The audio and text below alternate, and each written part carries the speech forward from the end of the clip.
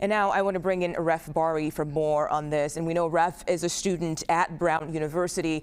Ref, thank you so much for making time for us on 24/7 today. I want to talk to you about this shooting. We understand you were at the physics and engineering building when this attack started. Can you walk us through what went through your mind when you first heard those shots? Yeah, so the first thing is those are not shots. That's the first thing that went through my mind. So I'm a physics master's student at Brown, and so I walk out of the physics master's office. I just had a meeting with the T-Rex satellite team, Mhm. and I'm heading to the diner because I'm hungry.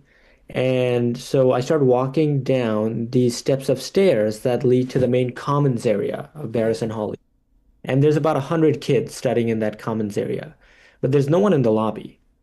And so the first thing I hear is this pop, pop, pop, 8 or 7 like gunshots behind me. But at first, I don't think that they're gunshots because when I glance behind me, there's nothing. The lobby is empty. So I'm not gonna panic in front of 100 people, you know? And then after a brief pause, it starts again, like up, up, up, up, up. And that's when there's no doubt about it. These are gunshots. And then I start running as fast as I can. Yeah. And we understand at least 2 people helped you after that shooting. I want to talk to you about that. And also, I'm wondering how the university community right now is coming together to help you and others heal from what happened. Yeah, so I ran as fast as I could out of Barrison Holly. There was like a mass scramble after the second series of gunshots, like Yeah. 100 kids trying to run through 2 exits. But once I was out on the street, I yelled active shooter just to make sure folks in the science library also knew. I was just running in the general direction of my apartment, which is up on Thayer Street, but I had no like idea where I was actually going. And I saw someone else also running on the same street. And so I tapped her on the shoulder. Mind you, I didn't know anything about her. I didn't know who she was beforehand. And I said, "Hey, are you running from Barrison Holly?" And she's like, "Yeah." And I said, "Do you know what's happening? And where are you going?" And so she said that she thought that there was a shooting at Barrison Holly and she was running to her apartment. And I asked if I could hide with her. And I Mm, don't know how or why she took an enormous amount of trust at a time when you shouldn't trust anyone. yeah. Her name is Ellie, and you can see both of us hiding in Ellie's bathroom for locked in there for 2 hours.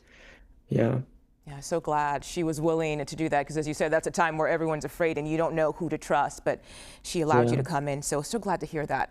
I also want to talk about this because, as we mentioned earlier in the show, police have now released the person they were calling a person of interest in this case. So, what is the sense of safety at the university right now? Are you all concerned?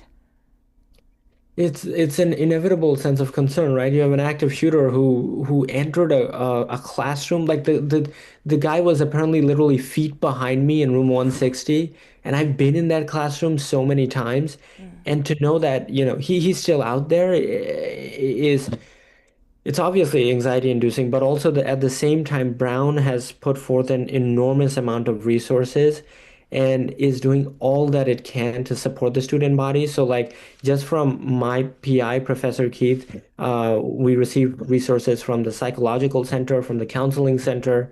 So, Brown is doing everything it can, and it shows how much love that there is in this, like, really, really bad time. yeah. Bari, I am so glad you made it out safely, and thank you so much for joining us. Please stay safe out there. Thank you.